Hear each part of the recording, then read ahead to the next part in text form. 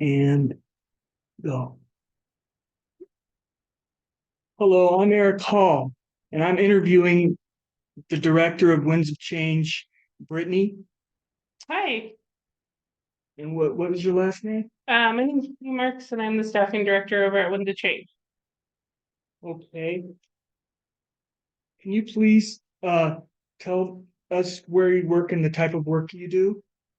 Yeah, so I work at Wind to Change, and I'm actually I run a bunch of different positions, but I run the 5 group homes here that we have, which is for mental health and SUD, people who have a diagnosis with mental health or an SUD diagnosis. What do you like most about community practice? Um, I think we can go a couple different directions, but for this focus, we will talk about the community and the group home. We do serve 44 up to 44 clients in our group home.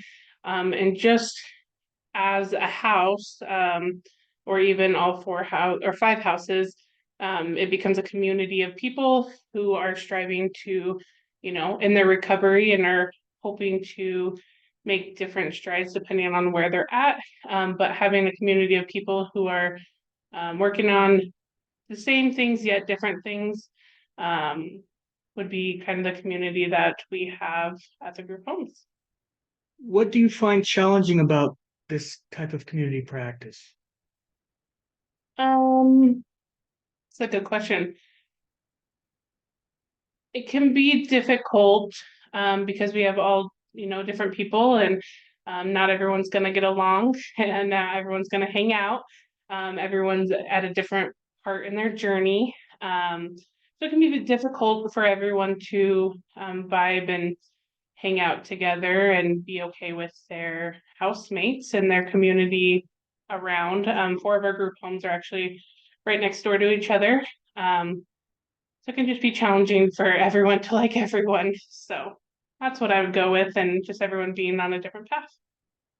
Could you share any specific stories about um, the group homes or the community that stand out to you? Just maybe one or two. Yeah. Um, so just stories about our community over at the Yeah. homes. Yeah, so we do a bunch of recovery-based activities. So people do groups during the day. Everyone does, different appointments. They can come and go as they please, depending on where they're at. Um, just a couple stories, just to bring people together. There's times that we, I went to Folsom and all hung out and just trying to bond. And there's also times that some stories on, let me think.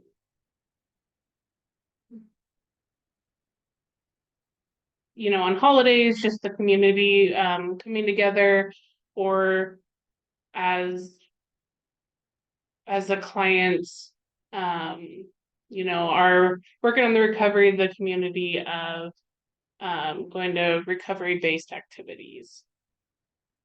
What do you think future undergraduate level social workers should know about the type of work that goes on here? Yeah. I think, I mean, first and foremost is, we're all one step away from being in the group home.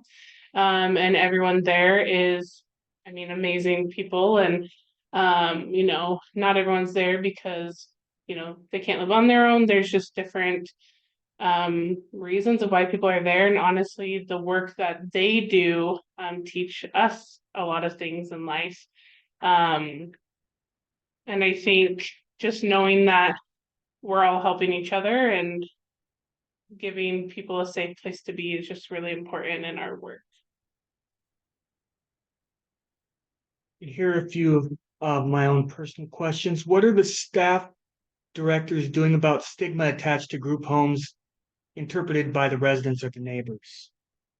Like the stigma um, of living in a group home portrayed by the media, things like that. Movies, Yeah, TV. I think there is a stigma there. And I think a stigma is that if you are in a group home, that you aren't, I don't know how to, you aren't on the same level, and you are needing all this help and you're needing everything to be done for you and you're not able to like you're not competent to do different stuff and that's really untrue. In our group homes, like we have some very smart individuals who are going to school and who are working and doing their thing. And just reminding the community that it is a place that anyone could be at any time and it's not a bad place to be. What initiatives are important to the success of your organization, like community initiatives, initiatives, um, bonds, levies, things like that? Um, Definitely mental health. It's important to make sure that mental health is supported. Obviously, you know, if you are aware of the mental health culture, sometimes it is the last funding can be really difficult. So it's really important to educate others on the importance of mental health and that it's, you know, more people have some kind of mental health than we know. So it's really important to support mental health in general and support getting more funding and um, just really helping the people that need support. What services do you provide to non-residents or clients who are not living in the group home? Yeah, so people who aren't living in the group home can get the same type of service except for the home that we provide for our group home clients. So they get anywhere from case management to therapy to pay services. They also have rehab and support who can take them to appointments or just socialization if they need that. So yeah, just the same things that group home clients can get, except for, you know, in the community, they're living in the community one way or the other. What what are the strengths and challenges of your level system of consequences for rules being broken? Can you say that again? Some of the strengths and challenges of the level system of for consequences for rules that are broken Yeah. in the group homes. Yeah, there's never a perfect solution to deciding how to help people when they, you know, might take a step backwards. One of the strengths is, you know, a lot of times when we, you know, drop a client a level or multiple levels, a lot of times that gives them time to, you know, reflect on what went on, maybe, you know, focus a little more on their recovery at that time.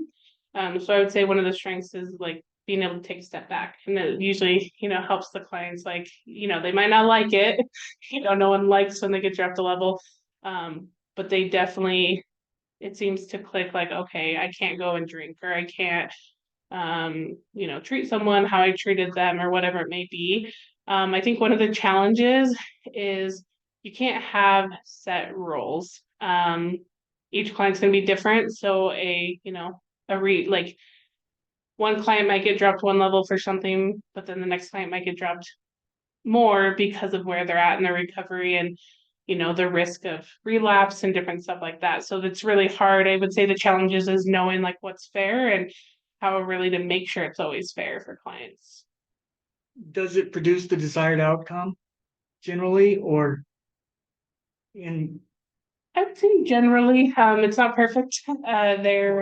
You know, there are clients that get upset, and there are clients that might be, I don't really like the word, but like be more defiant, and not want to change because now they're in trouble. So that leads to people taking off or leads to people becoming more upset about the situation. So I would say the outcome is usually good, but not always. this is my last question. Mhm. Do you have any past experience of difficulty bringing a resident into the broader community from the group home community? Do you have any examples? Yeah. So are you asking examples of when someone's transitioning from the group home to the community? And are you asking for, From the group home community into the wider Missoula community. can you say the question just one more time? Do you have any experience of difficulty in bringing a resident into the broader community from a group home community? Yeah, I think can be a stigma around group home living. So when someone is trying to apply for housing, that can look down upon. Um, and that's why education is super important. And one of your previous questions of just educating people and making sure funding for mental health. Because just because you're in a group home doesn't mean you are someone that's gonna create nonsense in the community. So there is that, where there's been some challenges. There's some challenges too, like when you go from a supporting living environment to now you're by yourself. There could be challenges that where, someone might need more support than they are getting after moving out. There's also been a lot of success with moving out and people feeling that they're like ready and ready to go. But in the process of trying to get housing, it can sometimes be difficult. Okay. Do you have anything that you can add about the group home as a community? Yeah. I just think the group home is a wonderful community. We have a lot of wonderful humans that live in the group home. I myself have learned a lot from group home clients. And I really think that just more education about group homes and more education around the mental health system and really that support is going to be really crucial to someone being successful or not. So I just think, there's always improvements that we can do in a group home setting. And we're always making changes and, COVID obviously made it pretty difficult to really figure things out. But I do think the group homes are really helpful in a lot of people's success. Yeah. All right. Thank you, Brittany. Awesome. Thank you, Erin. I don't know how long that was.